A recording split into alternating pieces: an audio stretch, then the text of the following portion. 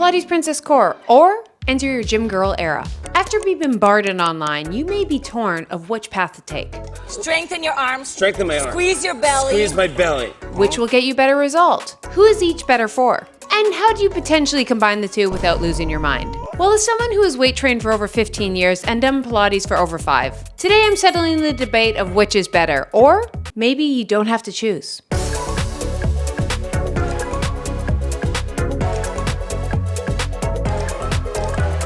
First, let's define the two. What is Pilates? Pilates involves a series of precise movements to strengthen your core muscles while making you more flexible, usually do on a mat or special equipment. Typical mat Pilates, you're gonna do body weight exercises, maybe up to 5-10 pound ankle weights, dumbbells, resistance bands, and yoga balls, or you can do it on a reformer. There's a mega reformer at Leggings or solid core, which technically isn't Pilates, that is mega reformer. And then there's traditional Pilates reformer, which leans more towards rehab, injury prevention versus a really intense workout. Now there's different forms of Pilates. There's traditional, which was invented by Joseph Pilates back in like the early 1900s, which was actually first developed as a form of rehab. And now there's things like contemporary Pilates, which took influence from dance, which now Pilates has lost all meaning. But we'll get to that. Next up, weight training. Also can actually be confusing, aka strength training, aka resistance training. It's pretty much using some kind of form of equipment to provide resistance against your muscle as you do movement. You can use a dumbbell, a barbell, you can use a cable machine. There's many things. Weightlifting is actually more for a weightlifter in like an Olympic sport. Then there's powerlifting, which is not weightlifting and not an Olympic sport, which is 3 exercises, the squat, the deadlift, and the chest press. And then there's strength training, which is actually what most of us are doing, aka resistance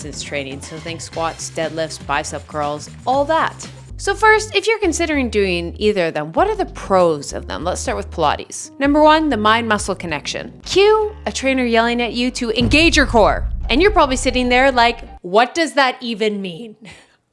Just squeeze? Hold my breath? What's engaging my core? This is actually one of the pros I find about Pilates is it will actually teach you how to properly engage your core. It is a big foundation about Pilates is core engagement, strengthening your core. So most of the trainers, if they're properly certified, will have many cues to help you learn to properly engage your core instead of just sitting there going, 2, you can work on your flexibility and mobility. Whether it is on the reformer or on the mat, I find because Pilates is lighter weights, you're more likely to go through the full range of motion, which allows for more mobility. You actually don't do that much flexibility training in Pilates. I find like there's very little of the class is sitting there and just holding static stretches, which would lead to more flexibility. But mobility is having strength through wide ranges of motion, which actually you do a lot of in Pilates. Versus in weight training, I find sometimes the weights are so heavy, people limit the full range of motion they can do. Doesn't mean it can't happen, but it's easier in Pilates. 3, it's low impact. It is less likely to lead to injury, which is a nice thing about low impact. And it's not great for every second of your day to be high impact, high intensity, so it's another alternative, but this is also a con we'll get into. 4, it's less intimidating. I know specifically I'm going to talk for a lot of women, going to the weight section is intimidating. I feel if you've not done any weight training or any strength training, going to a gym is very overwhelming. How do I do it? There's not as many classes. Pilates, there's a lot more classes you can do, follow along with an instructor. It's more moves you'll be familiar with for the most part. And I find for a lot of women, it is a less intimidating atmosphere. We'll also talk about it because it actually is incredibly pretentious. 5, it's easier.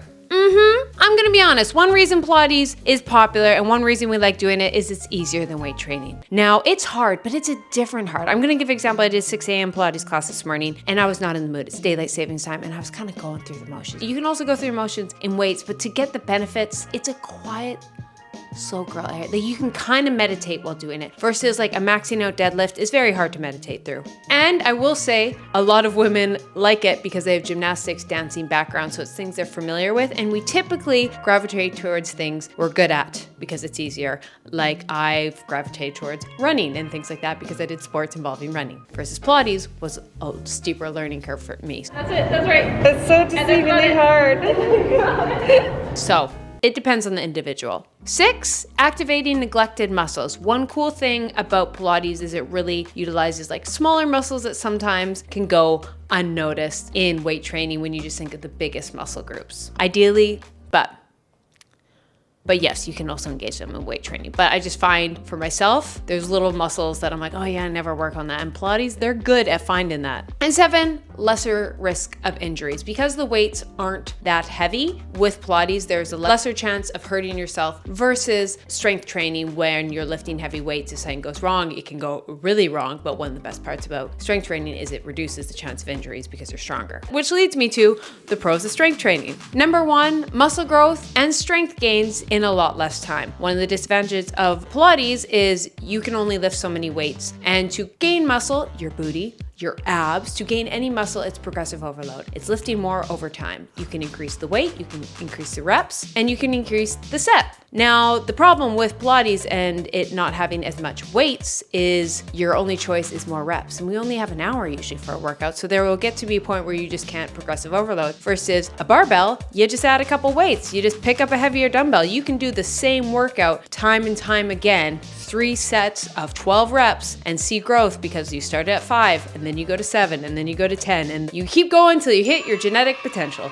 2, bone health. Women especially, we need to talk about bone density. Resistance training is one of the best ways to prevent osteoporosis and improve bone mineral density. You can do from Pilates, but the best thing for bone density has been shown to be with exercises such as rows, deadlifts, squats, and heavier weight-bearing exercises. You can get it from Pilates, but you're going to see it a lot more optimally from weight training because you're simply lifting more, which is great for bone density. 3, a metabolic boost. Now, this is actually very complicated, but yes, you do burn more calories at rest, having more muscle than fat. For every pound of muscle versus pound of fat, the pound of muscle is going to burn more calories at rest. So yes, you will have a higher metabolism with that. 4, affordability. Pilates is expensive. And weight training can also be incredibly expensive depending if you're going at a Fit for Less or you're going to Equinox. But I just find there's a lot more accessible, cheaper ways to do resistance training, a lot less for Pilates. You can do free Pilates at a mat at home with your computer on YouTube. You could just type in Move with Nicole or someone and you got it for free. But you can also do that with weight training. So you can, yes, get free options, but in terms of like classes and all that, Pilates can be crazy expensive. A typical reformers class is going to be $50 Canadian. Upwards of $500. I am not kidding. Some reformers classes in LA are like $500 class. Yes, Bella Hadid will be next to you, but still, we can't deny it. Pro number 5, body recomposition. If you want to burn fat and gain muscle at the same time, the only way you're probably going to do it is through weight training. It is still incredibly hard to do, but you're more likely to do it when you're weight training just because you're doing more progressive overload. So the fuel you're eating, as long as you're eating enough, will go towards building muscle. And so it is possible to do body recomposition. It is very hard to do with Pilates, I find, just because you're just not lifting as much. You just got to think of your body. If you're strength training, you're lifting really heavy, your body's like, we got to optimize these muscles. She's lifting heavy things. She's lifting a really heavy thing. Put it towards the muscles. Versus if you're not lifting that heavy, your body's like, throw a little fat. It's not that big of a deal. We don't lift that heavy. We'll deal with it. But if you're squatting and deadlifting heavy, your body's like, we need to prioritize that because tomorrow it's going to be bad. And so you kind of think of it that way. The cons of both. First, the cons of Pilates. 1, to not bore you, but limited muscle growth. Because there's only limited weights on the reformer that resistance bands and all that can do, that body weight can do, is you just will hit a lot faster the amount of progressive overload you can do versus weights. 2, because of that, you're gonna hit a strength gain plateau very fast. 3, I'm gonna contradict myself, but a lot of the classes are unwelcoming and pretentious. Not all, but some definitely are. 4, availability. With the popularity, it's expanding, but I find most Pilates studios are only available in the big cities. Number 6, the myth of the Pilates body, which is a whole video in itself, but we know what the classic Pilates body is. We've seen it online. If you go on Pinterest, every single girl looks the same in her Aloe set in LA at the Aloe gym. We all know what it is. Now, I think that can be intimidating to a lot of people wanting to go do Pilates because they think, I don't have that body type. Or on the flip side, the idea that if you do Pilates, you're gonna look like that.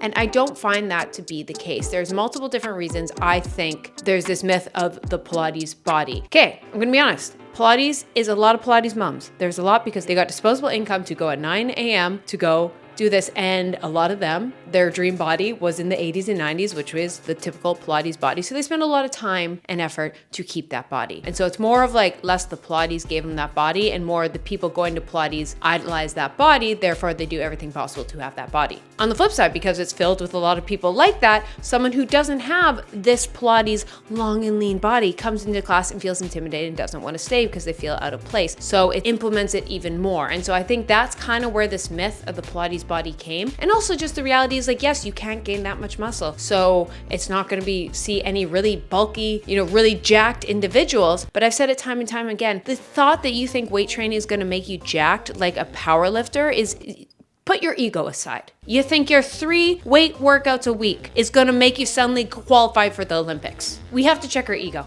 us as women, that we think that's miraculously gonna happen. Now, the shorter you are, the easier it is for you to look more jacked. So there is some genetic components, of course, and I'm not gonna go fully into it, but just realize, yes, Pilates limiting your muscle growth. So the likelihood you're gonna see a really jacked individual in there, because no, they're focused on making sure they're at the gym 5 times a week, lifting 2 to 4 hours to qualify for the Olympics. And another thing, I have done Pilates all over the world. That is my biggest flex. I'm gonna not lie, I'm guilty. I go to London, I'm doing Pilates class. Stockholm, I'm doing Pilates class. LA, I've done it everywhere. Vancouver, Toronto, Edmonton, I've done it everywhere. And guess what? There is no Pilates body. That is a complete myth. I've seen every body type, and every body type is welcome, especially now that it's getting popular. It's a great exercise for you, but every type is welcome, and Pilates isn't going to give you the body. You know what's happening? All the viral Pilates videos are these LA models. We're seeing their photos. So it's not the Pilates, it's just LA models are doing Pilates. So we see those videos because their sets are so cute and we all pin it and it goes viral. And so that is another thing just perpetuating this myth that Pilates equals Pilates body. It's kind of like bikini body. I'm going to be honest. You put on a bikini, you have a bikini body. You go to Pilates, you got a Pilates body.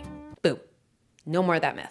And I could keep going on and on about this. I'd love to hear down in the comment your guys' thought about that, because that was a whole conversation in itself. But let's move on to the next con. Not all classes include mobility. If you go to a traditional reformer from someone who is trained in it, yes, you will get a lot of mobility work. But I won't lie, when I get hurdled into a Leggings class, there's no mobility, there's no warm-up. Warm-up is a 5-minute ab set, and I'm dying and my back's giving out the entire time. And I know I'm hating on Leggings, but I love it. I'm there a lot. I love it. But I'm gonna be honest about it. There is very little mobility in a lot of these classes, because a lot of these classes, people are short on time, they got 45 minutes and they want them to feel the burn. So there's not a lot of mobility versus if you go to a more classical Pilates class. So don't have the myth that you suddenly do Pilates and you're guaranteed to do mobility. It depends on the instructor. And number 8 con, Pilates has lost all meaning. There is no meaning when people just say Pilates now if you're on a mat. If you're just pretty much doing any kind of body weight, light strength exercise, we call it Pilates because of 2020. I won't lie, it got in. All the YouTube girlies, all the Instagram girlies, all the TikTok girlies were doing mat classes, and we needed a name that was kind of trendy, so we called it Pilates. And guess what?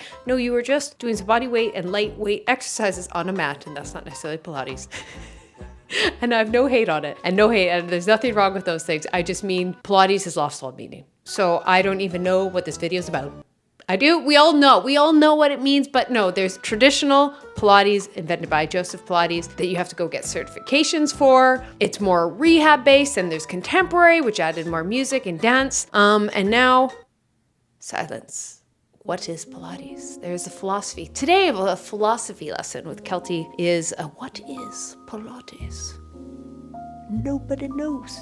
Did the chicken or the egg come first? What is Pilates? Same philosophical debate now. Now, as much as I've said time and time again, every woman should be weight training, every man should be weight training, everybody should be weight training, probably even your dogs. But let's talk about the cons of weight training, because yes, it's not perfect. / strength training. I know I say weight training. Weight training is technically if you're doing weightlifting with Olympics. Strength training is what we're talking about, but it's once again lost meaning to everything in the fitness industry. Number 1 is the lack of knowledge individuals have. Yeah, it sounds nice for me to say, now go weight train. Go to strength train, Becky. How? I won't lie, it is very science-based. It is a lot of skillful form, and there's a big learning curve to start weight training properly. 2, which leads to the second point, high injury risk. If you don't know proper form, you're under a lot of weight, a lot can go wrong. That's why you should typically start smaller, really focus on form, not lifting heavy, put your ego aside, and then build over time. So there is no fault in bodyweight squats to learn proper squat mechanics than doing 5, and that will save you so much time and risk of injury instead of ego lifting like I started and doing half reps. Which number 3, yes, ego lifting. That's the problem with weight training, is you get excited. You put a little extra weight. You're feeling good. You feel like you squatted that 300 pounds, and then you watch your video and you're like, I went 2 inches. I've been guilty of this. This is me. I've ego lifted and it's a part of it. It's kind of therapy in some way when you think about it. You gotta learn to deal with your ego. Number 4, personal accountability. The great thing about a Pilates class is you sign up, and if you don't show up, shame, shame, shame, shame from the front desk staff who sees you're late, cancel. They do see it. And yes, they will judge. I've late canceled many of times and I've been judged. But weight training, the great thing is about you can wake up and be like, oh no, I'm a little sore today, a little tight. Sleep's important, I'm gonna sleep in.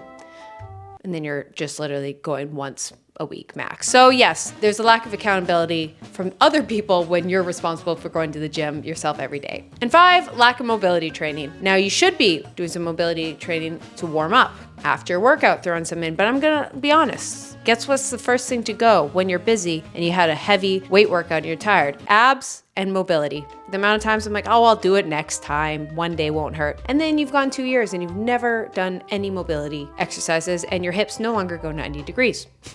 Now, there's a lot of similarities between Pilates and weights. Both are a form of resistance training. Both can have mobility. One thing they both lack is cardio. So yes, you can do cardio-esque workouts with it to get your heart rate up. You can throw in some HIIT, but for the most part, I personally find it a lot more beneficial to get like resistance and mobility training with weights and Pilates, and then focus on my cardio, my zone 2, my VO2 max training with something like cardio.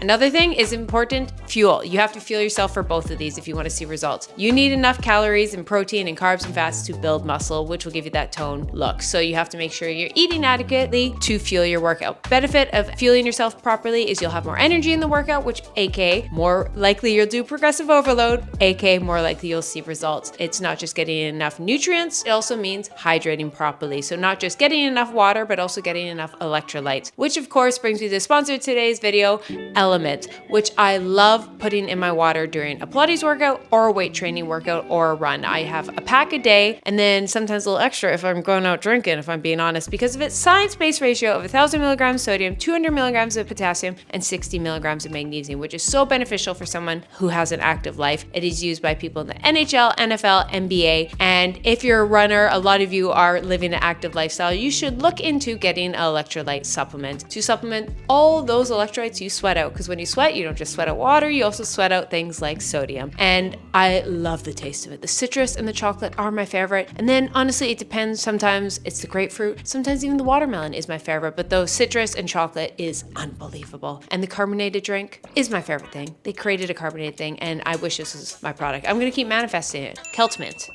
Still name pending, but I would love it. So if they make a blue raz flavor or a creamsicle flavor without me, I would be so salty. I keep not meaning to say that pun, but it keeps happening.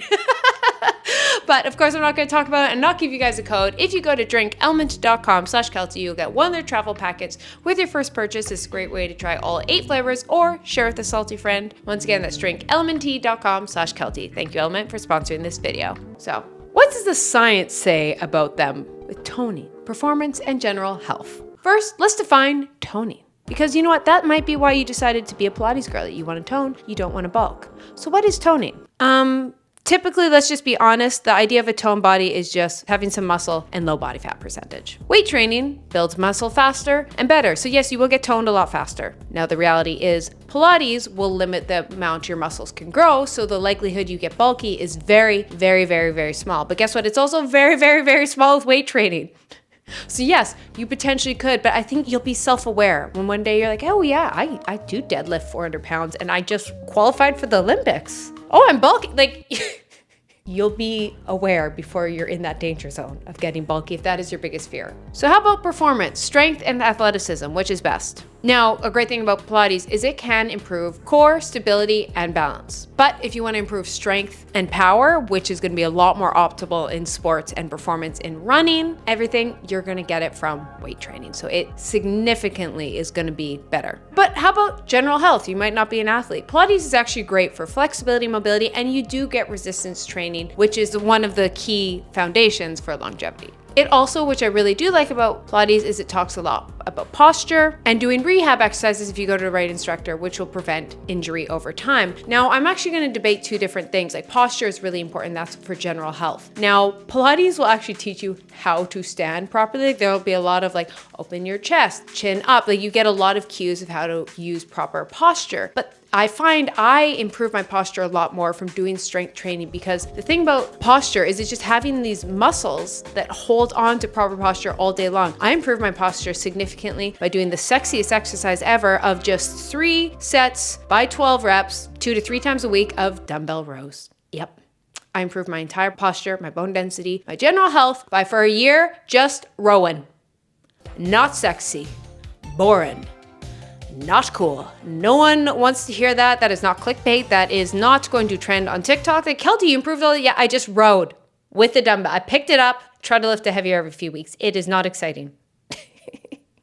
And it works.